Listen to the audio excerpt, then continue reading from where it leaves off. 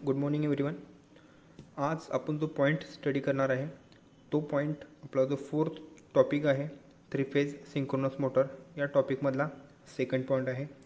Last लेक्चरला आपण synchronous motor या टॉपिकमधला first point study केलेला आहे. त्या पॉईंटमध्ये आपण सिंक्रोनस मोटरचा ऑपरेटिंग प्रिन्सिपल स्टडी केलेला आहे आणि त्याच्याच असोसिएटेड आणखी एक पॉईंट आपण स्टडी केला होता, तो होता लोड अँगल. सो आपण या टॉपिकमधला जो सेकंड पॉईंट असणार आहे तो पॉईंट स्टडी करणार आहे. तो पॉईंट असेल टॉर्क. सो या पॉईंटमध्ये आपण जनरली 4 टाईपचे जे टॉर्क्स आहेत ते टॉर्क स्टडी करणार आहे.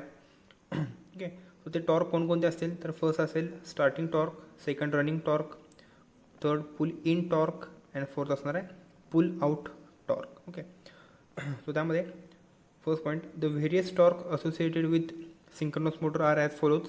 म्हणजे मी तुम्हाला सांगितलं ते सिंक्रोनस मोटरमध्ये आपण हे जे 4 टाईप्स आहेत टॉर्कचे ते टॉर्क स्टडी करणार आहे. त्यामध्ये starting, running, pull in and pull out असे टोटल 4 टॉर्क्स असणार आहेत.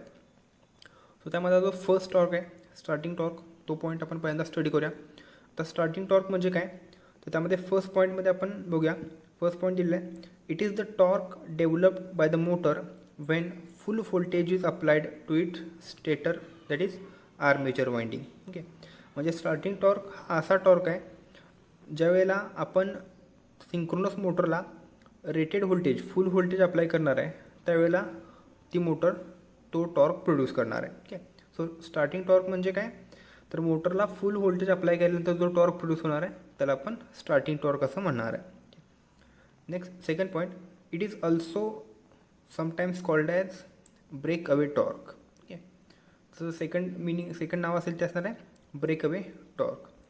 Next third point it is the value its value may be as low as 10% as in case of centrifugal pumps and as high as 200 to 250% of full load torque as in case of reciprocating pumps. म्हणजे starting torque जो असणार आहे तो starting torque त्याची value जर reciprocating पंपला तो connect केला असेल, मोटर ती कनेक्ट केली असेल तर त्याचा टॉर्क जो असणार आहे तो कमीत कमी म्हणजे 10% असू शकतो. फुल लोड टॉर्कचा 10% फक्त आपल्याला त्या ठिकाणी टॉर्क अवेलेबल होऊ शकतो जर आपण ती मोटर सिंक्रोनस सेंट्रिफ्युगल पंपला कनेक्ट केली असेल तर.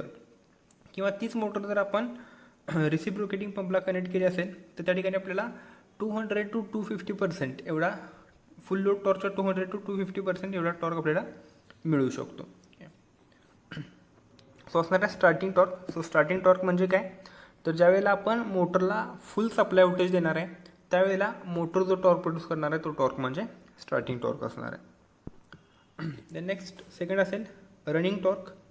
आता रनिंग टॉर्क त्यामध्ये first point as its name suggest it is the torque developed by the motor under running condition. म्हणजे त्याच्या नावावरून आपण सांगू शकतो की ज्यावेळेला मोटर रनिंग कंडिशनमध्ये असणार आहे त्यावेळेला त्या मोटरचा जो टॉर्क असेल त्या टॉर्कला आपण रनिंग टॉर्क असं म्हणणार आहे. Okay, so it is determined by horse power and speed of the driven machine. So the next third point असेल पुल इन टॉर्क. आता हा पुल इन टॉर्क जो आहे ह्याची कन्सेप्ट तुमच्यासाठी नवीन असेल कारण याच्या अगोदर पण आपण 3 फेज इंडक्शन मोटर हा चॅप्टर बघितला त्यावेळेला आपण स्टार्टिंग आणि रनिंग टॉर्क हे 2 टॉर्क्स बघितलेले होते. सो आता पुल इन टॉर्क जो असणार आहे तो या मोटरमध्ये नवीन असेल. ओके, पुल इन टॉर्क म्हणजे काय तर first point a synchronous motor is started as an induction motor till it runs 2 to 5% below the synchronous speed. Okay, आता आपल्याला माहीत आहे की सिंक्रोनस मोटर जी आहे ती सेल्फ स्टार्ट होऊ शकत नाही. ओके, त्यामुळं आपल्याला जर सिंक्रोनस मोटर रन करायची असेल तर सिंक्रोनस मोटर रन करण्यासाठी स्टार्टिंग पिरियडमध्ये आपल्याला ते सिंक्रोनस मोटर एक्सटर्नल इक्विपमेंटच्या किंवा एक्सटर्नल मीन्सच्या मदतीने रोटेट करायला लागते. ओके, तरच ती सिंक्रोनस मोटर रन करू शकते. सो ज्या वेळेला आपल्याला सिंक्रोनस मोटर स्टार्ट करायचं असेल त्यावेळेला काय केलं जातं तर सिंक्रोनस मोटर जी आहे ती ॲज अ इंडक्शन मोटर म्हणून स्टार्ट केली जाते. इंडक्शन मोटरमध्ये काय केलं जातं तर इंडक्शन मोटरमध्ये फक्त आपण स्टेटर वाइंडिंगला सप्लाय कनेक्ट करतो. So similarly synchronous motor start करण्यासाठी आपण फक्त स्टेटर वाइंडिंगला सप्लाय देणार आहे म्हणजे आर्मेचर वाइंडिंगला सप्लाय देणार आहे. रोटर वाइंडिंग जे असणार आहे म्हणजे फील्ड वाइंडिंग जे असणार आहे त्याला आपण कुठल्याही टाईपचा सप्लाय देणार नाही.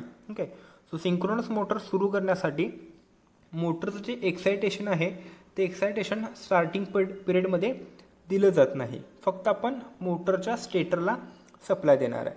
सो मोटरच्या स्टेटर वाइंडिंगला म्हणजे आर्मेचर वाइंडिंगला सप्लाय दिला की armature winding magnetic field produce करणार आहे. ते फील्ड रोटरच्या वाइंडिंगला जाऊन लिंक होईल, रोटरमध्ये EMF इंड्यूस होईल आणि रोटरमधून करंट फ्लो व्हायला सुरू होणार आहे. सो त्यामुळे काय होणार आहे, रोटर जो असणार आहे तो रोटेटिंग फील्डच्या डायरेक्शनमध्ये रोटेट करायला सुरू करेल. ओके. सो सिंक्रोनस मोटर जे असणार आहे ते आपण सुरुवातीला ॲज अ इंडक्शन मोटर म्हणून सुरू करणार, म्हणजे फक्त स्टेटर वाइंडिंगला सप्लाय देणार. आपण रोटर वाइंडिंगला म्हणजे फील्ड वाइंडिंगला कुठलाही सप्लाय देणार नाही, किंवा कुठलंही एक्सायटेशन देणार नाही.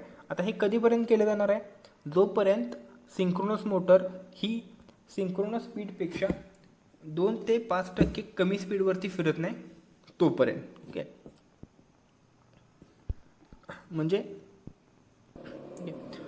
म्हणजे काय, जर आपल्या सिंक्रोनस मोटरचं सिंक्रोनस स्पीड हे जर 1500 RPM असेल तर त्या मोटरला एक्सायटेशन कधी दिलं जाणार आहे, ज्या वेळेला ती मोटर 1425 RPM पर्यंत किंवा 1425 RPMच्या थोड्याशा पुढच्या स्पीडवरती रन करायला सुरू करेल त्यावेळेला.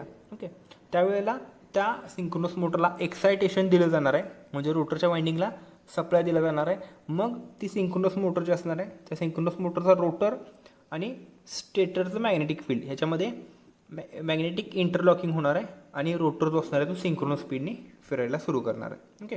सो स्टार्टिंग पिरियडमध्ये ज्यावेळेला आपल्याला सिंक्रोनस मोटर रन करायची असते त्यावेळेला आपण फक्त स्टेटर वाइंडिंगला सप्लाय देतो.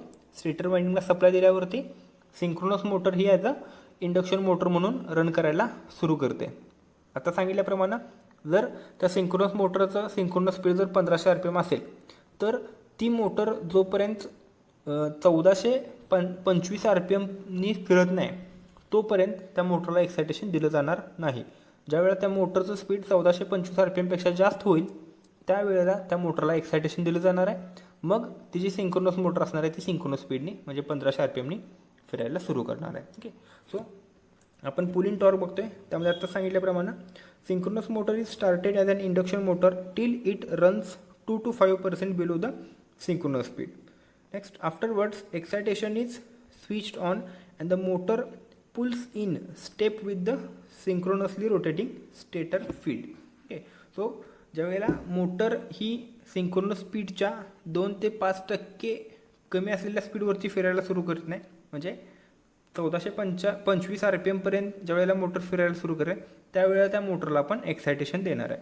सो त्या मोटरला एक्सायटेशन देत असताना त्यावेळेला त्या मोटरचा जो टॉर्क आहे त्या टॉर्कला आपण पुल इन टॉर्क असं म्हणणार आहे. ओके. कारण त्या टॉर्कला आपण मोटर सिंक्रोनस स्पीडला किंवा सिंक्रोनिझममध्ये पुल इन करतोय, त्यामुळे त्या टॉर्कला आपण पुल इन टॉर्क असं म्हणणार आहे. ओके.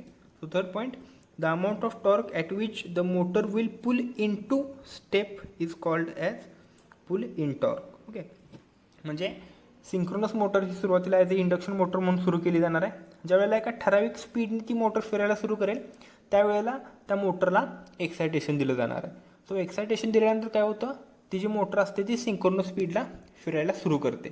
सो ज्या वेळेला तुम्ही त्या सिंक्रोनस मोटरला एक्सायटेशन देताय त्यावेळेला त्या मोटरचा जो टॉर्क असणार आहे त्या टॉर्कला आपण पुल इन टॉर्क म्हणतोय, कारण त्या टॉर्कनंतर ती मोटर जी असते ती सिंक्रोनस स्पीडनी फिरायला सुरू करणार आहे किंवा सिंक्रोनिझममध्ये येणार आहे. सो तो करस्पॉन्डिंग टॉर्क आहे, ज्या टॉर्कला तुम्ही एक्सायटेशन देताय त्या टॉर्कला आपण पुल इन टॉर्क असं म्हणणार आहे.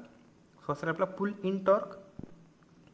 नेक्स्ट असेल fourth one, pull out torque. Okay. So याच्यामध्ये first point, the maximum torque which the motor can develop without pulling out of step or synchronism is called as pull out torque. Okay. Pull out torque म्हणजे काय, असा torque जो torque synchronous motor easily withstand करू शकणार आहे without pulling out itself out of synchronism. म्हणजे synchronous speed loss न करता सिंक्रोनस मोटर जेवढा टॉर्क हँडल करू शकते त्या टॉर्कला आपण पुल आउट टॉर्क असं म्हणणार आहे. Okay. Next Second point, normally when the load on motor is increased, its rotor progressively tends to fall back in phase by some angle called as load angle. So आपल्याला माहिती आहे ज्यावेळेला आपण synchronous मोटरला load apply करतो त्यावेळेला काय होतं, त्या सिंक्रोनस मोटरचा जो रोटर आहे तो रोटर किंवा त्या रोटरचा जो पोल असणार आहे पोल ॲक्सिस तो स्टेटर पोल ॲक्सिसपेक्षा थोडा मागं पडतो by an angle of alpha. तो त्या अँगलला आपण म्हणतो load angle. Okay. Behind the synchronously rotating stator field तो इट कीप्स रनिंग सिंक्रोनसली. ठीक आहे. म्हणजे ज्यावेळेला सिंक्रोनस मोटरला तुम्ही लोड अप्लाय करताय त्यावेळेला त्या मोटरचा जो रोटर आहे तो स्टेटर पोलपेक्षा थोडासा मागं पडतो, पण तो जो रोटर आहे तो सिंक्रोनस स्पीडलाच फिरत राहतो. ओके. सो स्टेटर पोल आणि रोटर पोल ह्या दोघांमध्ये जो अँगल क्रिएट होणार आहे त्या अँगलला आपण लोड अँगल असं म्हणणार आहे. Okay. Next point, the rotor develops maximum torque when its rotor retards by an angle of 90 degree. Okay. So motor ज्या वेळेला मॅक्झिमम टॉर्क कधी प्रोड्यूस करते, ज्या वेळेला स्टेटर पोल आणि रोटर पोल ह्या दोघांमधला अँगल जो असणार आहे तो 90 डिग्री असणार आहे त्यावेळेला. म्हणजे ज्यावेळेला लोड अँगल 90 डिग्री असेल त्यावेळेला ती जी मोटर असणार आहे ती मॅक्झिमम टॉर्क प्रोड्यूस करणार आहे. Any further increase in load will causes the motor to pull out of step or synchronism and stop. Okay. म्हणजे मी तुम्हाला डायग्राम ड्रॉ करून दाखवतो. फॉर एक्झाम्पल हा स्टेटर आहे असं कन्सिडर करा. हा स्टेटरचा पोल आहे, इथं रोटर आहे आणि इथं हा रोटरचा पोल असणार आहे. सो ज्या वेळेला मोटरचा लोड एकदम मिनिमम असेल किंवा मोटरवरती कुठलाही लोड नसणार आहे त्यावेळेला हा स्टेटरचा पोल ॲक्सिस आणि रोटरचा पोल ॲक्सिस हे दोन्ही एकमेकांशी कोइन्साइड असणार आहेत. म्हणजे बरोबर ते एकामेकाच्या खाली असणार आहेत किंवा ते दोघं एकमेकांना मॅग्नेटिकली कपल असणार आहेत. ज्या वेळेला मोटरवरचा लोड वाढतो त्यावेळेला काय होतं, तर हा स्टेटर पोल आणि हा रोटर पोल ह्या दोघांमध्ये एक अँगल क्रिएट होतो. ओके. सो स्टेटरचा पोल असणार आहे, स्टेटर पोल ॲक्सिस इथंच असेल, पण रोटर पोल ॲक्सिस जो असणार आहे तो थोडा शिफ्ट होणार आहे.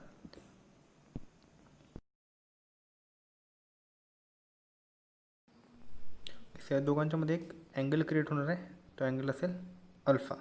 ह्या अल्फा अँगलला आपण म्हणतो लोड अँगल. ओके. सो ही मोटर जी आहे ही मॅक्झिमम टॉर्क कधी डेव्हलप करणार आहे, ज्यावेळेला हा लोड अँगल जो असणार आहे अल्फा हा 90 डिग्री असेल त्यावेळेला. ओके. सो त्यावेळेला मोटरचा अपिअरन्स कसा असेल तुम्ही इथं एकदा ड्रॉ करून दाखवतो. हा असेल स्टेटरचा पोल, हा असेल रोटर, हा असेल रोटरचा पोल. ओके.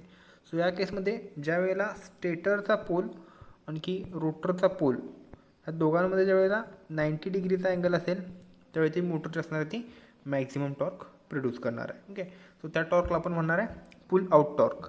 कारण या टॉर्कला काय होतं आहे, मोटर जी आहे ती सिंक्रोनस स्पीडनी फिरत असणार आहे, त्याचबरोबर ती मॅक्झिमम टॉर्क प्रोड्यूस करणार आहे. सो तो जो टॉर्क असेल त्या टॉर्कला आपण म्हणणार आहे pull out torque. Okay. So आता जर आपण या कंडिशनमध्ये म्हणजे ज्या वेळेला स्टेटर पोल आणि रोटर पोल या दोघांमध्ये 90 डिग्रीचा अँगल ऑलरेडी आहे आणि त्या कंडिशनमध्ये आपण जर मोटरवरचा लोड आणखी वाढवला तर काय होतं, तर हा जो अँगल असणार आहे अल्फा किंवा स्टेटर पोल आणि रोटर पोल या दोघांमधला अँगल जो असणार आहे तो अँगल 90 डिग्रीपेक्षा जास्त होणार आहे. सो तो अँगल जर 90 डिग्रीपेक्षा जास्त झाला तर काय होतं, तर हा जो रोटर आहे तो रोटर सिंक्रोनस स्पीडनी फिरायचं थांबवतो. म्हणजेच ती जी मोटर असते ती सिंक्रोनिझममधून बाहेर पडते आणि मोटर सिंक्रोनिझममधून बाहेर पडली की ती मोटर फिरायची थांबणार आहे. ओके. सो मोटरवरती तुम्ही मॅक्झिमम लोड किती देऊ शकता, ज्या लोडला स्टेटर पोल ॲक्सिस आणि रोटर पोल ॲक्सिस या दोघांमध्ये 90 डिग्रीचा अँगल असणार आहे तो लोड म्हणजे त्या मोटरचा मॅक्झिमम लोड झाला. त्याच्यापेक्षा जर जास्त तुम्ही लोड अप्लाय केला तर स्टेटर पोल ॲक्सिस आणि रोटर पोल ॲक्सिस या दोघांमधला अँगल 90 डिग्रीपेक्षा जास्त होतो आणि तो अँगल जर 90 डिग्रीपेक्षा जास्त झाला तर मोटर जी असते ती सिंक्रोनिझममधून बाहेर येते, म्हणजे सिंक्रोनस स्पीडनी फिरायचं थांबवते आणि मोटर जी असणार आहे ती फायनली 0च्या स्पीडला येऊन स्टॉप होणार आहे. ओके. सो तो जो लोड आहे तो लोड म्हणजे आपला मॅक्झिमम लोड असेल, ज्या लोडला स्टेटर आणि रोटर पोल याच्यामध्ये 90 डिग्रीचा अँगल क्रिएट होणार आहे तो. ओके. सो आपल्याला सिंक्रोनस मोटर ही सिंक्रोनिझममध्ये ठेवण्यासाठी स्टेटर आणि रोटर ह्या दोघांचे पोल ॲक्सिस हे या दोघांमध्ये आपण मॅक्झिमम 90 डिग्रीचा अँगल ठेवू शकतो. 90 डिग्रीपेक्षा जास्त अँगल वाढला की मोटर आउट ऑफ सिंक्रोनिझम होणार आहे. म्हणजेच काय तर सिंक्रोनस मोटरवरती असा लोड अप्लाय करायचा ज्या लोडसाठी स्टेटर पोल आणि रोटर पोल ह्या दोघांमधला अँगल 90 डिग्रीपेक्षा जास्त झाला नाही पाहिजे. ओके, तो असणार आहे आपला pull out torque. Okay, thank you.